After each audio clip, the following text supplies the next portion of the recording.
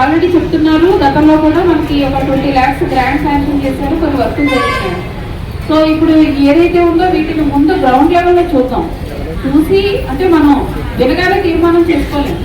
అసలు ముందు గ్రౌండ్ లెవెల్లో ఏంటి అనేది సాధ్యాన్ని చూసిన తర్వాత దానికి ఏ విధంగా ఏ వర్క్ మోడ్లో అప్రోచ్ అవుతే బాగుంటుందో చూసుకొని ఆ విధంగా తీర్మానం చేసుకున్న తర్వాత మనం గౌరవ ఎమ్మెల్యే గారి దగ్గర నుంచి మనం గ్రాంట్ శాంక్షన్ చేస్తాం. అది మనకి ఎట్లా పాసిబిలిటీ ఉంటే ఆ విధంగా ఒక్కొక్క వర్క్ చేసుకుంటాం. ఎందుకంటే నాకు కూడా టైం ఇవ్వాలి కదా, నేను కూడా ఇప్పుడు వచ్చాను, మీ సమస్యలు కొత్తగా పెట్టుకున్నాను. మరి ఇంతకుముందు చాలా సంవత్సరాలు గడిచిపోయినాయి, కానీ గడిచిన కాలం గురించి నేను మాట్లాడాను. నా చేతుల్లో నాకు పాసిబిలిటీ ఉన్నంత వరకు ఎంతవరకు చేయగలుగుతుంది 1 by 1 చేస్తాం.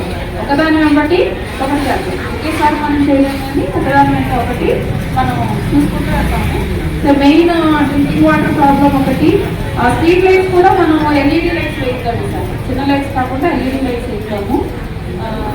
అలాగే ఇప్పుడు NREGSలో ఎంప్లాయీస్కి చాలా మందికి ఐరిష్ అవ్వట్లేదని చెప్తారు. అంటే వేలి ముద్దర్లు కానీ ఇప్పుడు కొంతమంది వయసు పెరిగిపోతే అరిగిపోతాయి కాబట్టి ఐరిష్ అవ్వట్లేదని చెప్పారు. దాని మీద కూడా నేను ఒకసారి పైన కలెక్టర్తో మాట్లాడతాము. మళ్ళీ మాకు స్పెషల్ ఆఫీసర్స్ మీటింగ్ ఉన్నప్పుడు ఈ సమస్యలన్నీ కూడా వాళ్ళ దగ్గర పెట్టడం జరుగుతుంది. దానికి ఏం ప్రొవిజన్ పెట్టుకుంటాం. అలాగే మనకి డంపింగ్ యార్డ్ కూడా లేదు కాబట్టి దీనికి సంబంధించి ఏదైనా ల్యాండ్ ప్రొవిజన్ చేస్తాము. SWDC షెడ్ కూడా లేదు మనకి, అవునా? లేదు.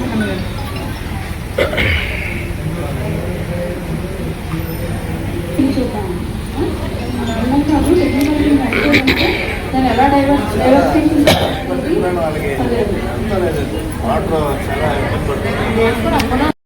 యాక్టివిటీస్ చేయాలి అంటే మన పంచాయతీ ఆదాయం కూడా అదే విధంగా పెంచుకోవాలి. ఆ పెంచుకునే మార్గాల్లో మనకి హౌస్ ట్యాక్స్ ఒకటి ఇంపార్టెంట్ అండి. ఈ హౌస్ ట్యాక్స్ కూడా మీరు కోఆపరేట్ చేయాలి. అలాగే ఏదైతే ఇంకా హౌస్ ట్యాక్స్ అండర్లోకి రావాల్సినవి ఉన్నాయో అవన్నీ కూడా మనం వర్కౌట్ చేయించి యాడ్ చేపిద్దాము. So that it will increase our funding also. సో అదేవిధంగా మనము ఏదైతే డెవలప్మెంటల్ యాక్టివిటీస్ చేసుకుంటామో దానికి మీరు కూడా కోఆపరేట్ చేయాలి. కోఆపరేట్ చేయడం అంటే కొంచెం మన పబ్లిక్ వాటర్ వేస్టేజ్ లేకుండా చూసుకోవాలి. అలాగే స్ట్రీట్ లైట్స్ కూడా మనకి అవసరమైన టైంలో వెలిగి పగలంతా వెలిగినాయి అంటే మళ్ళీ అది కూడా మనకి అన్సేవింగ్ ఆఫ్ ఫ్యూయల్లోకి వస్తుంది. కాబట్టి మన పబ్లిక్ నుంచి కూడా కొంచెం సపోర్ట్ ఉండాలండి ఇప్పుడు పంచాయతీ డెవలప్మెంట్. సో కాబట్టి ఇవన్నీ కూడా మీరు దృష్టిలో పెట్టుకోండి. అలాగే ఇంకొకటి ముఖ్యమైన విషయం ఈరోజు నేను చెప్పేది ఏంటంటే సర్ ప్రోగ్రామ్ ఒకటి జరుగుతుందండి. ఎలక్షన్కి సంబంధించి సర్ యాక్టివిటీ ఒకటి జరుగుతుంది, స్పెషల్ ఇంటెన్సివ్ రివిజన్. సో ఈ స్పెషల్ ఇంటెన్సివ్ రివిజన్లో భాగంగా బిఎల్ఓలు అందరూ వస్తున్నారు కదండి, వీళ్ళకి వస్తున్నారా? మీ ఓటుకి సంబంధించినటువంటి ఇన్ఫర్మేషన్ తీసుకుంటున్నారా? మీ ఫొటోస్, కొత్త ఫొటోస్ తీసుకొని మీకు ఫామ్స్ ఇస్తున్నారు కదా, ఆ ఫామ్స్ మళ్ళీ మీరు నింపి తిరిగి ఇస్తున్నారా బిఎల్ఓస్కి? ఇవ్వాలండి. ఇది మనకి 24 సంవత్సరాల తర్వాత జరుగుతుంది స్పెషల్ ఇంటెన్సివ్ రివిజన్ అనేది. దీనికోసం ఎటువంటి అపోహలు ఆందోళన పెట్టుకోవద్దు జనాలు. ఎందుకంటే ఈ స్పెషల్ ఇంటెన్సివ్ రివిజన్ ఎందుకు చేస్తున్నామంటే మన ప్రతి 5 ఏళ్ళకి మనం ఓటు హక్కును వినియోగించుకుంటాం కదా. సాధారణ ఎన్నికల్లో వినియోగించుకుంటాం, అలాగే పంచాయతీ ఎలక్షన్లో మనం ఓటు హక్కు వినియోగించుకుంటాం. సో మనం ఈ ఓటు హక్కు వినియోగించుకునేటటువంటి దశలో చాలా మంది ఓటర్లు కొంతమంది డూప్లికేట్ ఓటర్ని కలిగి ఉంటారు. అంటే ఇక్కడ ఉంటుంది వాళ్ళకి, వేరే నియోజకవర్గంలో ఉంటుంది, లేదంటే వేరే కాన్స్టిట్యున్సీలో వేరే పోలింగ్ స్టేషన్లో ఉండొచ్చు. అలాగే ఒక వ్యక్తికి 2 ఓట్లు ఉండడానికి ఆస్కారం ఉంటుంది. అదేవిధంగా ఒక్కొక్కసారి జనాభా చనిపోవడం జరుగుతుంది కదా, కొంత ఏజ్డ్ పీపుల్ లేదంటే ఇతరత్ర కారణాల వల్ల కొంతమంది చనిపోవడం జరుగుతుంది ఓటర్లు. మరి వీళ్ళందరూ కూడా మనకి ఓటర్ లిస్టులో ఉండకూడదు, అంతే కదా. చనిపోయిన వ్యక్తి వచ్చి ఓటు వేయడు కదా, డూప్లికేట్ ఓటరు ఒక చోట వేయాలి కానీ ఇంకొక చోట ఓటు వేయకూడదు. అందుకని ఈ ప్రోగ్రామ్ యొక్క ముఖ్య ఉద్దేశం ఏంటంటే ఏ ఒక్క అర్హత ఉన్న ఓటర్ను కూడా ఓటర్ లిస్టులో లేకుండా ఉండకూడదు. వాడికి అర్హత ఉందంటే వాడు ఓటర్ లిస్టులో ఉండాలి. అలాగే వాడికి అర్హత లేదు అంటే వాడు డూప్లికేట్ ఓటరు లేదంటే మరణించిన ఓటరు, అతను లిస్టులో ఉండకూడదు కదా, అతను లిస్టులో నుంచి బయటకు వెళ్ళిపోవాలి. సో కాబట్టి అర్హుడు ఓటర్ లిస్టులో ఉండాలి, అనర్హుడు ఓటర్ లిస్టులో ఉండకూడదు. అలా అని ఇది కావాలని ఏదో చాలా మంది జనాలు అపోహలు నేను చెప్తున్నాను, ఓటు కావాలని తొలగించేటటువంటి ప్రక్రియ కాదండి. ఇప్పుడు ఏం చేస్తున్నారంటే 2002 ఓటర్ లిస్ట్ ఏదైతే ఉందో ఆ ఓటర్ లిస్ట్ ని ప్రాతిపదికగా తీసుకొని ఇప్పుడు ఉన్న ఓటర్ లిస్ట్ ని దగ్గర పెట్టుకొని మిమ్మల్ని మ్యాప్ చేస్తున్నారు. ఒకవేళ కొంతమంది 2002 ఓటర్ లిస్టులో లేకపోవచ్చు, ఇప్పుడు 2025 ఓటర్ లిస్టులో ఉన్నారు. ఉన్నప్పుడు మీ యొక్క బంధువులు అంటే మీ తల్లి తండ్రి లేదంటే అమ్మమ్మ తాతయ్య నానమ్మ తాతయ్య వాళ్ళ పేరుని బట్టి మ్యాప్ చేస్తున్నారు. ఒకవేళ అసలు మ్యాప్ అవ్వలేని పరిస్థితి ఉంటే మీ దగ్గర డాక్యుమెంట్లు తీసుకొని వాటిని పరిశీలిస్తున్నారు. సో కాబట్టి ఈ జూలై 14 వరకు కూడా ఈ యొక్క ఎన్యూమరేషన్ ఫామ్స్ మీకు ఏదైతే ఇచ్చారో ఆ ఫామ్స్ మీరు నింపి మీ యొక్క కొత్త ఫోటోతో మీ బిఎల్ఓకి ఇచ్చినట్లయితే అవన్నీ కూడా మీకు ఆన్లైన్ మ్యాపింగ్ చేసి జూలై 21వ తారీఖుకి మీకు ఒక డ్రాఫ్ట్ ఓటర్ లిస్ట్ పబ్లిష్ చేస్తారు. ఇది జాగ్రత్తగా గుర్తుపెట్టుకోండి. డ్రాఫ్ట్ ఓటర్ లిస్ట్ అంటే ఒక చిత్తు ప్రతి ఫస్ట్ మనకి డ్రాఫ్ట్ అన్నమాట. అది మీరు చెక్ చేసుకొని మళ్ళీ మీ ఓటర్ లిస్ట్లో మీ అన్ని పేర్లు ఉన్నాయో లేదో అంతా గమనించుకుంటారు. ఒకవేళ ఏదైనా పొరపాటు జరిగితే అది ఓటు తీసేశారని మాత్రం అనుకోవద్దు. అది అభ్యంతరాలకి మీకు మళ్ళీ ఒక నెల రోజుల టైం ఉంటుందండి. జూలై 21 నుంచి మళ్ళీ ఆగస్టు వరకు ఆ లిస్ట్ చూసుకొని అందులో మీకు ఏమైనా అభ్యంతరాలు ఉంటాయి. ఒకవేళ మీ పేరు తప్పుంది, ఇంటి పేరు తప్పుంది, డోర్ నెంబర్ తప్పుంది, లేదంటే పొరపాటున మీ పేరు లేదు, అటువంటి కేసెస్ ఉండవు. ఒకవేళ ఉంటే లేదు, అటువంటి విషయంలో మీరు కంగారు పడకుండా జూలై 21 నుంచి మళ్ళీ ఆగస్టు 21 వరకు మీరు అభ్యంతరాలు ఇచ్చినట్లయితే దాని మీద ఆ కన్సర్న్ ఏఈఆర్ఓ అలాగే ఈఆర్ఓ గారు ఎన్నికల అధికారులు అందరూ కలిసి కూర్చొని మీకు ఒక హీరింగ్ కండక్ట్ చేసి మళ్ళీ ఆ ఓటు మీకు డ్రాఫ్ట్ ఫైనల్ ఎలక్టోరల్ రోల్లో వచ్చేటట్టు చేస్తారు. ఇలా మనకు ఫైనల్ ఎలక్టోరల్ రోల్ అనేది సెప్టెంబర్ 22కి మనకి విడుదల అవడం జరుగుతుంది అనమాట. సో కాబట్టి ముందు డ్రాఫ్ట్ వస్తుంది, తర్వాత మనకి ఫైనల్ రోల్ వస్తుంది. కానీ డ్రాఫ్ట్ రోల్లో ఎటువంటి తప్పులు లేకుండా ఖచ్చితంగా ప్యూరిఫైడ్ డ్రాఫ్ట్ రోల్ రావాలి అంటే మీ యొక్క సహకారం కావాలి ఖచ్చితంగా. అందుకని ఈ బిఎల్ఓలు మరి మనకి ఇక్కడ పోలింగ్ స్టేషన్స్ ఒక 4 ఉన్నాయి అనుకోండి, నలుగురే ఇంటింటికి వెళ్ళి ప్రతి ఒక్కళ్ళు ఆ ఫామ్ ఇచ్చి ఫామ్ తీసుకొని ఫోటో తీసుకొని అక్కడ నింపి, ఎందుకంటే మీ అందరూ చాలా మంది ఆ నింపడం రాని వాళ్ళు ఉంటారు. సో వాళ్ళే నింపాలి, వాళ్ళే దాన్ని డిజిటలైజ్ చేయాలి. ఇదంతా చేయాలి అంటే వాళ్ళ నలుగురు వల్ల ఒక నలుగురు సింగిల్గా చేయలేరు కాబట్టి వాళ్ళకి సపోర్టివ్ సిస్టమ్ కావాలండి. ఆ సపోర్టివ్ సిస్టమ్ కోసం మనకి జిల్లా కలెక్టర్ గారి ఆదేశాల ప్రకారం అంగన్వాడీ టీచర్స్ని అలాగే ఆశా వర్కర్ని ఏఎన్ఎంస్ని మన డిఓఏలు ఉంటారు కదా మన ఏటీఎం గారి అండర్లో ఫీల్డ్ అసిస్టెంట్ వాళ్ళని వీళ్ళందరినీ కూడా సహకరించమని చెప్పడం జరిగింది. సో కాబట్టి మీరు అందరూ బిఎల్ఓస్కి సహకరించండి. ఈ యొక్క ఇక్కడ ఉన్నారండి అంగన్వాడీ టీచర్స్ ఆశా ఒకసారి ఇది చాలా చాలా ఇంపార్టెంట్ వర్క్.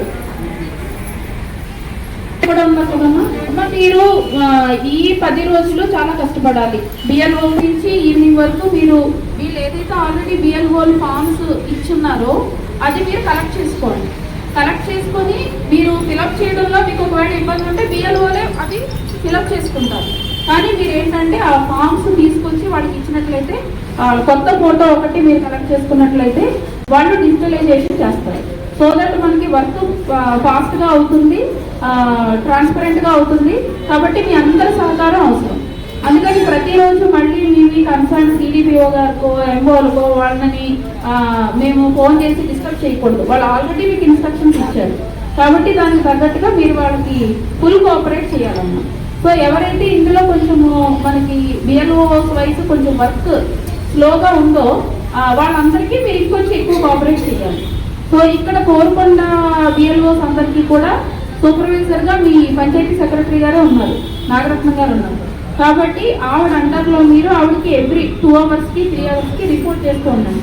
ఎన్ని ఫామ్స్ కలెక్ట్ అయింది, ఎన్ని ఫామ్స్ డిజిటలైజ్ అయింది అనేటటువంటి దాన్ని మీరు అంటే మాకు ఆన్లైన్లో ప్రెడిక్ట్ అవుతుంది.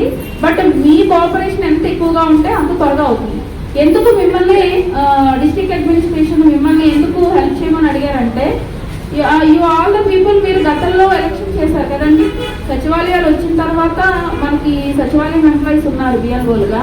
అంతకుముందు అంగన్వాడీ వర్కర్స్ ఏఎన్ఎంలే చేసేవారు. కాబట్టి మీకు డోర్ టు డోర్ ఆ ఎలక్టార్ ఎక్కడున్నారనేది మీకు తెలుసు, ఖచ్చితంగా మీకు తెలుసు. అంటే మీరు ఐడెంటిఫై చేయగలుగుతారు. ఒకవేళ అతను ఇక్కడ కొద్ది కాలం ఉంటే బయటకు వెళ్ళిపోయినా సరే మీకు తెలుస్తుంది. సో వాళ్ళ ఫోన్ నెంబరు, వాళ్ళ తాలూకు బంధువులు ఎక్కడున్నారు, వాళ్ళు అసలు ఏ డోర్ నెంబర్లో ఉన్నారు, ఎటు షిఫ్ట్ అయ్యారు అనేటటువంటి డేటా ఫీల్డ్ లెవెల్లో బిఎల్ఓస్ కన్నా కూడా మీకు ఇంకా త్వరగా తెలుస్తుంది వాళ్ళని ఐడెంటిఫికేషన్ చేయడం అనేది. అలాగే బూత్ లెవెల్ ఏజెంట్స్ కూడా లిస్ట్ ఇచ్చామండి అన్ని పార్టీలకి సంబంధించి. ఎవరైనా ఉన్నారండి ఇక్కడ బిఎల్ఏస్ బూత్ లెవెల్ ఏజెంట్స్ ఉన్నారా? ఫ్రమ్ ఎనీ పార్టీ ఉన్నారండి. మీకు కూడా తెలుస్తుంది, మీకు కూడా ఎలక్టర్స్ ఎక్కడున్నారు ఏంటి వాళ్ళ ఫైండింగ్స్, అలాగే వాళ్ళ రిలేటివ్స్ ఎక్కడున్నారు. ఇప్పుడు సపోజ్ ఎన్యూమరేషన్ ఫామ్ ఇచ్చేటప్పుడు వాళ్ళ హౌస్లో లేరనుకోండి, అట్లీస్ట్ వాళ్ళ బంధువులకైనా మనం ఇన్ఫార్మ్ చేసి ఇస్తాం. వాళ్ళు ఎక్కడున్నారో ఫోన్ నెంబర్ తీసుకొని వాళ్ళు ఫిలప్ చేసిస్తే మనం కలెక్ట్ చేసుకుంటాం. సో ఇటువంటి డేటాలో బిఎల్ఏస్, మన అంగన్వాడీస్, ఏఎన్ఎంస్, ఫీల్డ్ అసిస్టెంట్స్, బిఎల్ఓలకి, మీ సూపర్వైజర్స్కి పూర్తిగా కోఆపరేట్ చేస్తారని ఆశిస్తున్నాను. ఇది మనకి అంతా కూడా షెడ్యూల్ మోడ్ కాబట్టి మనకి జూలై 14th లోపు ఈ డిజిటలైజేషన్ కంప్లీట్ చేయాలి. సో ఈ డిజిటలైజేషన్కి మీరు కోఆపరేట్ చేయండి. అలాగే సెక్రటరీ గారు దీని మీద ఎక్కువ మనకి అవేర్నెస్ టామ్స్ కానీ లేదంటే మన ఆటో అనౌన్స్మెంట్స్ కానీ ఇవన్నీ చేయాలి. అంటే జనాలు వాళ్ళు అంటే ఇస్తున్నారు, ఫొటోస్ అందరూ బాగానే ఇస్తున్నారు, జనాలకి అవేర్నెస్ ఉంది. బట్ ఇంకొంచెం మీరు ఒక డ్రైవ్ మోడ్లో పెట్టుకొని పీపుల్కి కొంచెం ఎక్కువ అవేర్నెస్ కలర్ చేసి మీరు బిఎల్ఓస్కి కోఆపరేట్ చేయండి. ఓకేనా? Thank you.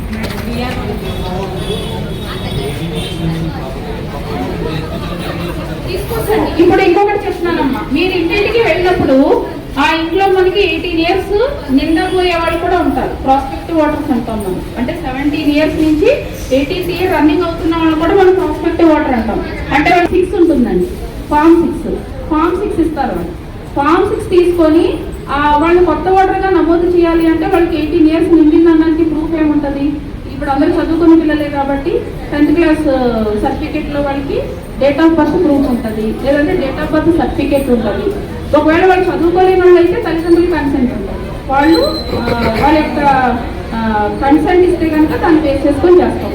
అందుకని మనకి ఫామ్ 6 కానీ లేదంటే అడ్రస్ చేంజ్లు ఉంటాయి, కొన్ని డోర్ నెంబర్స్ తప్పులు ఉంటాయి, స్పెల్లింగ్ మిస్టేక్స్ ఉంటాయి, వాటికి ఫామ్ 8 ఉంటుంది. సో మనకి ఇప్పుడు మెయిన్ ఏంటంటే ఇన్విటేషన్ ఫామ్స్ తీసుకోవడం అండి.